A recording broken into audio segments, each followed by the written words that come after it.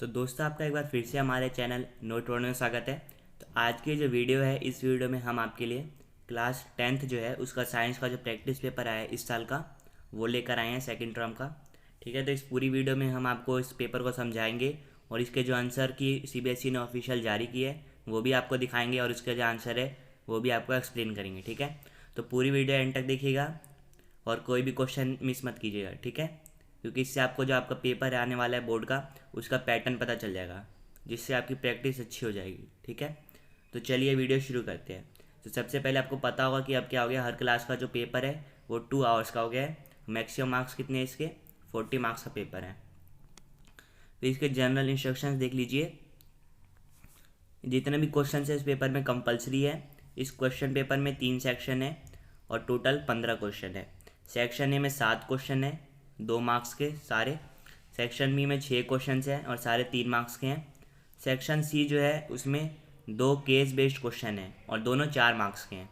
ठीक है, और कुछ क्वेश्चन में क्या है, इंटरनल चॉइस दी हुई है, उसमें से आपको कोई एक करना है। ठीक है, तो चलते हैं हमारे सेक्शन ए की तरफ, जिसमें पहला क्वेश्चन आप देख लीजिए। The diagram shows the structure of A carbon compound. ये जो डायग्राम है ये कार्बन कंपाउंड का स्ट्रक्चर दिखा रहा है। और हमें क्या बताना है इसमें, how many bonding pairs of electrons are there in the molecule. ये जो मॉलिक्यूल है इसमें इलेक्ट्रॉन्स के कितने बॉन्डिंग पेयर्स है ये हमें बताना है। और बी पार्ट में क्या बताना है, C4+ does not exist but Pb4+ exist although both belong to the same group why. इसका रीज़न लिखना है। ठीक है, तो जब हम आंसर की आपको दिखाएंगे तो मैं आपको इसमें इसका आंसर जो है डिटेल में एक्सप्लेन कर दूंगा। ठीक है, तो अभी आप क्वेश्चन देख लीजिए बस। ये हिंदी मीडियम में क्वेश्चन दे रखा है। फिर ये consider the given section of the periodic table. ये पीरियोडिक टेबल का एक सेक्शन दे रखा है। इसमें देखिए 4 जो जगह पे A, B, C और D लिखा है। हमें आइडेंटिफाई करना है यहाँ पे कौन कौन से एलिमेंट आएंगे। ठीक है, तो जिसने पढ़ रखा है 5th चैप्टर वो तो इसे इजीली कर देगा। अगर नहीं करा तो अभी मैं आपको आंसर की दिखाऊंगा, तब वहाँ पे इजीली चेक कर सकते हैं और समझ सकते हैं।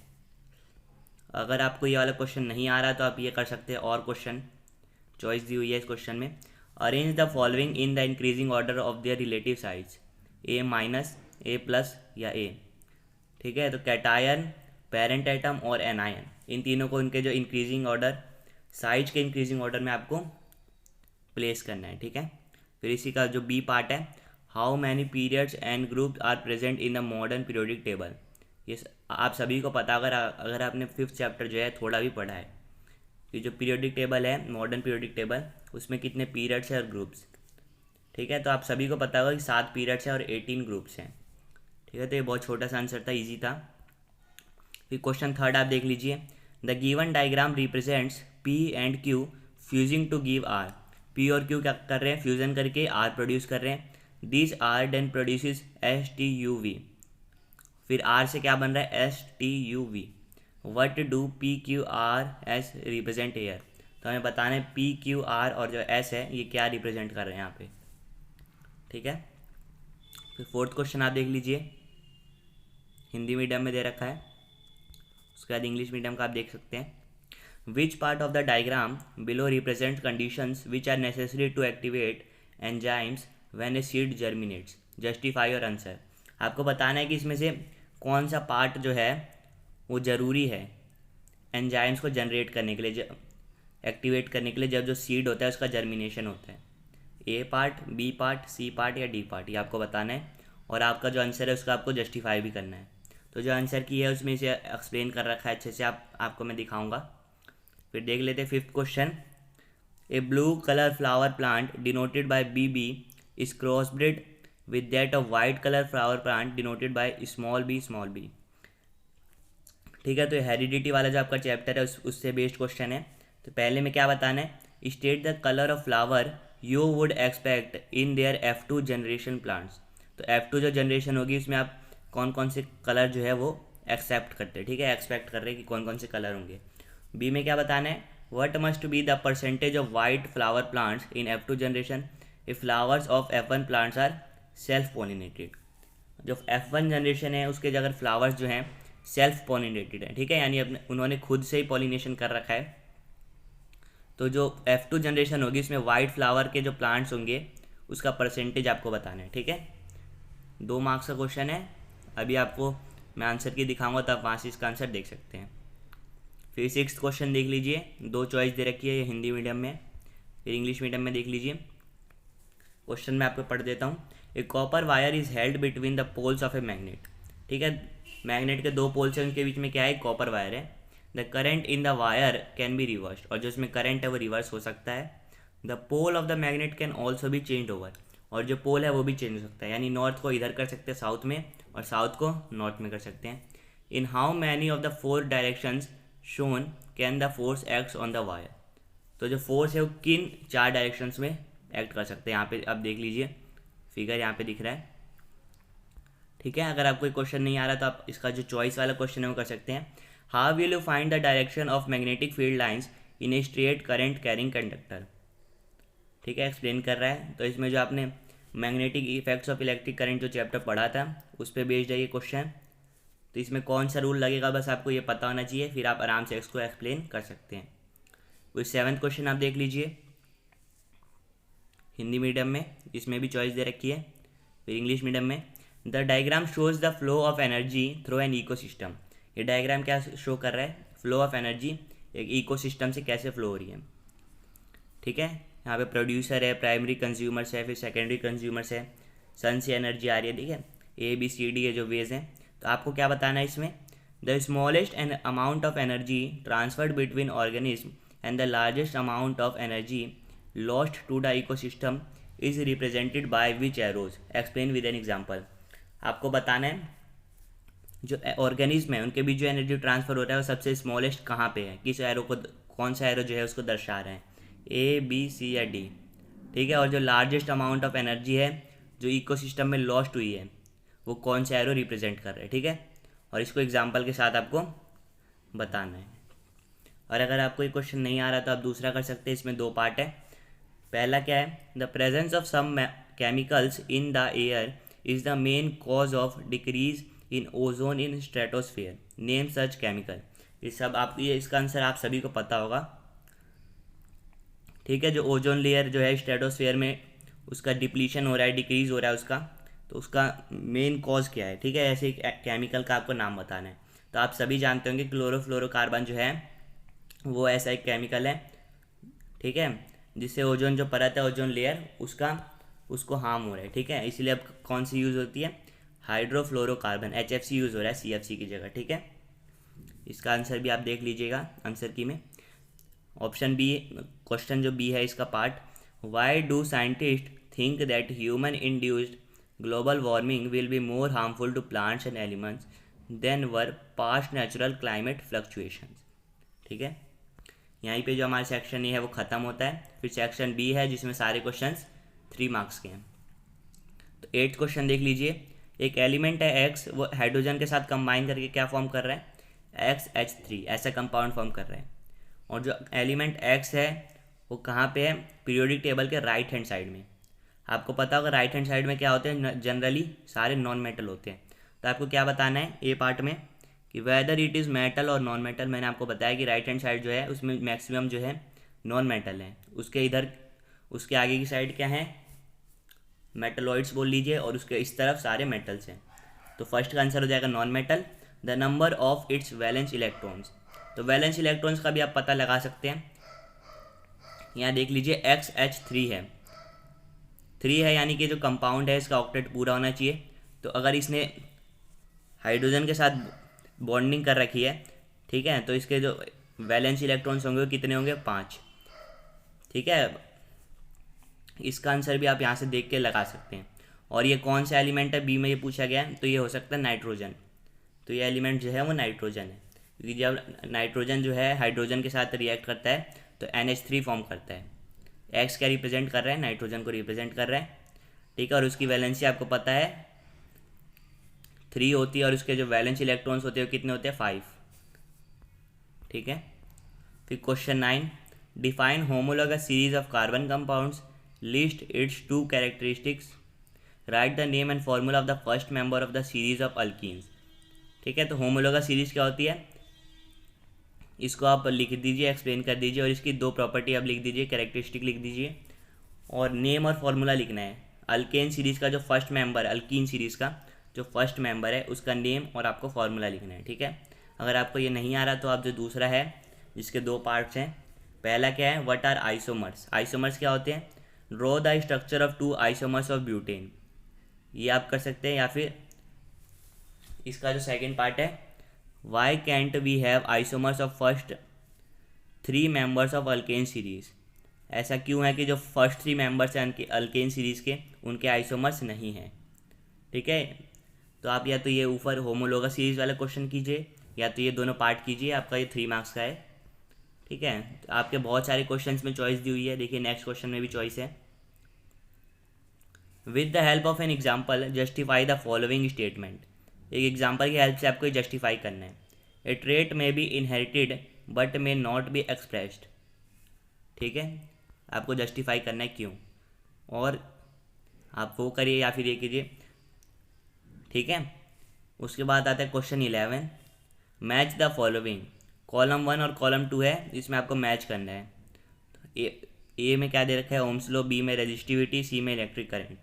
कॉलम 2 में क्या है, directly proportional to area, voltage, a current, और थर्ड में क्या है, चार्ज अपॉन टाइम, और फोर्थ में V is equal to I R. तो आपको मैच करना है। तो आपको पता होगा ओम्स लॉ क्या कहते हैं, V is equal to I R, तो आप इससे मैच कर सकते हैं। इलेक्ट्रिक करंट आपको पता होगा, ठीक है, चार्ज अपॉन में टाइम, ठीक है। और जो बचा रेजिस्टिविटी, रजिस्टिविटी को आप वोल्टेज और ये करंट वाला भी कर सकते हैं, और डायरेक्टली प्रोपोर्शनल टू एरिया, ठीक है। तो ये थर्ड जो है सी, उसका सेकंड से हो जाएगा, वोल्टेज और करंट वाले से। इसकी मैं आपको आंसर की दिखाऊंगा तो आप वहाँ से चेक कर सकते हैं। फिर ये हिंदी मीडियम में है, 12th क्वेश्चन देख लीजिए। आपके मैक्सिमम जो क्वेश्चन है उसमें चॉइस दे रखी है। How much work is done in moving a charge of 2 coulomb from a point of 118 volt to a point of 128 volt, ठीक है। वर्क बताने कितना होगा इसमें। फिर इसका जो और है उसमें 3 पार्ट हैं, वो आप देख लीजिए। फिर 13th है, इसमें आपको रीज़न देना है। तीनों एक एक नंबर के हैं। एक क्या कह रहा है, flow of energy in A food chain is unidirectional. Food chain है, उसमें जो फ्लो ऑफ एनर्जी है वो एक ही डायरेक्शन में होती है, क्यों, इसका रीज़न देना है। Replacing of plastic cups for selling T on train is preferred, इसका भी आपको रीज़न देना है। The concentration of harmful chemicals is more in human beings, इसका आंसर आप सभी को पता होना चाहिए, क्योंकि ये जो क्वेश्चंस है आपके लास्ट जो चैप्टर्स हैं उसमें से यही कुछ क्वेश्चंस बनते हैं कि जो हार्मफुल केमिकल्स का जो कंसंट्रेशन है वो ह्यूमन बींग्स में ज़्यादा क्यों होता है। क्योंकि जो ह्यूमन बींग्स होता है वो किसी भी फूड चेन के सबसे टॉप पे पाया जाता है। और आपने पढ़ा होगा कि जैसे जैसे हम चेन के ऊपर की तरफ जाते हैं तो केमिकल्स का जो कंसंट्रेशन है वो बढ़ते जाता है। तो जो सबसे ऊपर होगा उसी में तो हार्मफुल केमिकल जो है उनका कंसंट्रेशन सबसे ज़्यादा होगा, इसलिए ह्यूमन बींग्स जो है उनमें हार्मफुल केमिकल ज़्यादा पाए जाते हैं, ठीक है। तो लास्ट सेक्शन है सेक्शन सी, जिसमें 2 केस स्टडी वाले क्वेश्चन है, क्वेश्चन 14 और 15, ठीक है। और इसमें क्या है, सब क्वेश्चन है, ए और बी और सी। तो ए और बी आपको करना है, और सी में भी आपको चॉइस दे रखी है, ठीक है। तो आप देख लीजिए क्वेश्चन हिंदी मीडियम का 9 चैप्टर से आपके हेरिडिटी वाले। सी क्वेश्चन की यहाँ पे चॉइस दे रखी है, देख लीजिए। फिर इंग्लिश मीडियम में वही क्वेश्चन है, सी क्वेश्चन की चॉइस दे रखी है। तो मैं आपको इसका जो आंसर की है ऑफिशियल वो मैं आपको दिखा दूंगा, तो आप वहाँ से देख सकते हैं। फिर ये आपका magnetic effects of electric current उस वाले चैप्टर से है, ठीक है। आपको इस फिगर को देख के क्या इन सब क्वेश्चंस के आंसर देने हैं।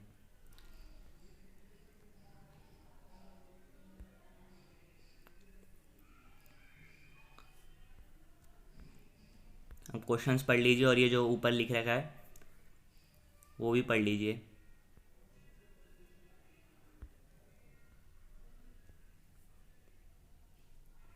ठीक है। यहीं पे जो हमारा ये क्वेश्चन पेपर है वो ख़त्म होता है। होप आपने सारे क्वेश्चंस देख लिए होंगे। अगर आपने नहीं देखा तो मैं आपको इसका जो PDF है इसका लिंक मैं आपको डिस्क्रिप्शन बॉक्स में दे दूंगा, तो आप वहाँ से आके ईजिली डाउनलोड करके देख सकते हैं, ठीक है। जो अब चलते हैं इसकी आंसर की तरफ। तो दोस्तों अभी जो मैंने आपको पेपर दिखाया था उसी की ऑफिशियल आंसर की है। तो आप इसको आराम से देख लीजिए, मैं स्क्रॉल कर दूंगा। ठीक है, तो फर्स्ट क्वेश्चन के जो 2 पार्ट्स थे, इसमें आप ये बात का ध्यान रखिएगा कि मार्किंग स्कीम किस तरीके की है। ठीक है, किस क्वेश्चन के किस सब पार्ट के आपके कितने मार्क्स है, वो भी हमें यहाँ पे साइड में लिखा हुआ है, आप देख सकते हैं। तो इसके 2 सब पार्ट थे, ए और बी। तो ए 1 मार्क्स का था और बी 1 मार्क्स का। आंसर आप देखते जाइए, सेक्शन ए है ये। फिर जो सेकंड था, इसमें देखो ए बी सी और डी, ये चारों एलिमेंट्स बताने थे कौन कौन से हैं। तो चारों अगर आप बताते सही तो आपके हाफ हाफ करके 4 बार मार्क्स मिलते, तो टोटल 2 मार्क्स हो जाते। लेकिन अगर आप एक भी गलत कर दे तो आपके हाफ मार्क्स कट जाते। ठीक है, तो मार्क्स का डिस्ट्रीब्यूशन जो है वो भी इंपॉर्टेंट है, आप देख सकते हैं। फिर उसी की जो चॉइस थी जिसमें 2 सब पार्ट थे, ए और बी, उनके आंसर आप देख लीजिए। फिर थर्ड क्वेश्चन देख लीजिए, हाफ। ठीक है, 4 चीज़ें आपको इसमें बतानी थी और चारों हाफ मार्क्स के थे। पी क्यू आर और एस आपको बताना था। अगर आपका एक भी गलत होता तो आपके हाफ मार्क्स कट जाते, तो ये भी आपको ध्यान रखना है। फिर फोर्थ जो क्वेश्चन था उसमें आपको एक आंसर बताना था और फिर उसको एक्सप्लेन करना था। तो आंसर 1 मार्क्स का था और इसका एक्सप्लेनेशन जो है वो 1 मार्क्स का था, देख लीजिए।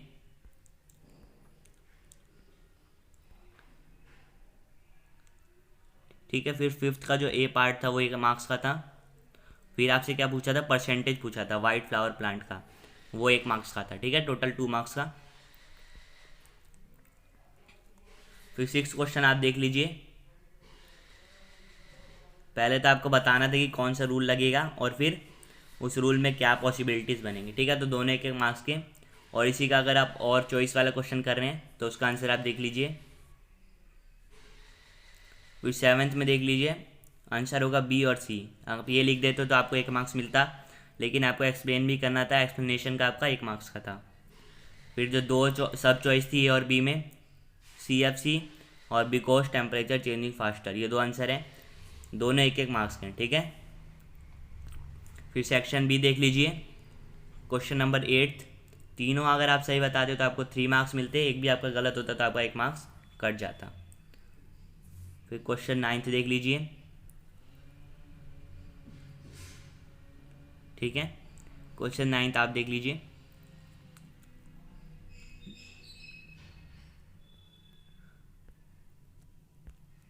इसका आंसर आप देख सकते हैं आराम से। उसके बाद क्वेश्चन 10 जिसमें आपको अच्छे से एक्सप्लेन करना था, वो 3 मार्क्स का है।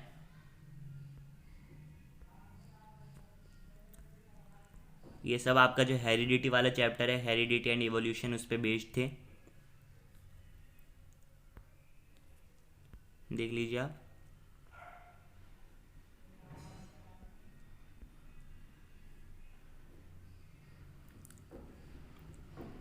फिर क्वेश्चन 11 का जो ए बी और सी पार्ट था, तीनों 1 मार्क्स के थे, तीनों आपको सही करने थे।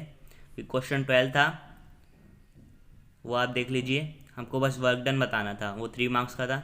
या फिर अगर आप चॉइस वाला क्वेश्चन कर रहे थे तो आपको तीनों सब पार्ट्स बताने ज़रूरी थे, तभी आपको 3 मार्क्स मिलते हैं।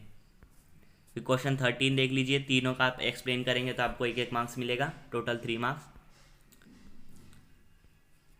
फिर आता है सेक्शन सी, वो आप देख लीजिए, जिसमें ए और बी आपको कंपलसरी करने थे और सी के लिए आपको चॉइस दी थी, तो उसके आंसर भी यहाँ पे लिखे हुए हैं, आप देख लीजिए। सी जो था आपका 2 मार्क्स का था, बाकी जो दोनों हैं वो 1 मार्क्स के थे। 15 जो देख लीजिए, 15 क्वेश्चन, उसमें भी सेम है, सी जो है 2 मार्क्स का था, बाकी दोनों जो थे 1 मार्क्स के थे। तो होप आपने जो आंसर किया वो देख ली होगी, क्योंकि आंसर की में देखिए अच्छे से समझा रखा है, तो इसमें एक्सप्लेन करने की कोई ज़रूरत नहीं है। अगर आप इसको पढ़ भी लेंगे आराम से तो आपको सब समझ में आ जाएगा।